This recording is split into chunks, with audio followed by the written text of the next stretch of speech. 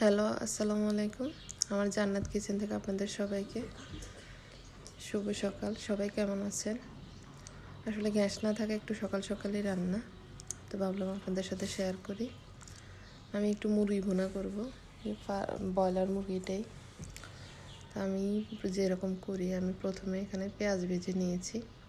পেঁয়াজ ভাজার পর অনেকগুলো টমেটো দিয়েছি। এই টমেটোগুলোর সাথে হলুদ, মরিচ, ধনিয়া গুঁড়া, লবণ আর আমি সবগুলো মশলা একসাথে ব্লেন্ডার করে নিয়েছি, যেমন রসুন, জিরা, গরম মশলা, আদা, এগুলো পরিমাণ মতো আমি একসাথে দিয়ে ব্লেন্ডার করে নিয়েছি। মশলাগুলো সবগুলো একসাথে দিলাম, দিয়ে আপনি মশলাগুলো নেড়ে চেড়ে ভালো করে কষিয়ে নেবেন। কষিয়ে নেওয়ার পরে দেখবেন আপনার এই মশলা থেকে তেল বের হয়ে আসছে, যে তেলগুলো ভাসবে উপরে, মশলা ভালো করে কষানো হবে। যে নেড়ে চেড়ে সুন্দর করে ডিম আগুনে ঢাকনাটা দিয়ে দিবেন।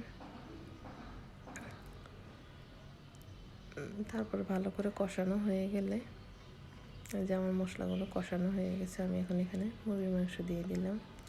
মুরগির মাংসগুলো দিয়ে ভালো করে নেড়ে ছেড়ে আবার ঢাকনাটা দিয়ে দিব। তারপর আমি কিন্তু কোনো পানি বা কিছু ইউজ করি নি কষানোর সময়।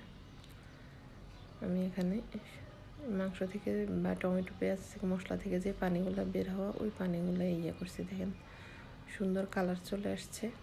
আমার এখানে মাংস অনেকটা রান্না করা শেষ, রান্না হয়ে গেছে। তারপরে আমি এখানে একটু আলু দিব, যেহেতু বাচ্চারা পছন্দ করে বা বাচ্চাদের আলু খেতেই হয়, সেটা আপনি গরুর মাংস রান্না করেন বা মুরগির মাংস রান্না করেন। মোটামুটি এখানেই আপনার এই পানির মধ্যে আপনি ঢাকনা দিয়ে সুন্দর করে আস্তে আস্তে কষাইলে আপনার আলুগুলো সিদ্ধ হয়ে যাবে। আমি এভাবেই, আমার রান্নাটা মোটামুটি শেষ হয়ে গেছে, আলুগুলো সিদ্ধ হয়ে গেছে।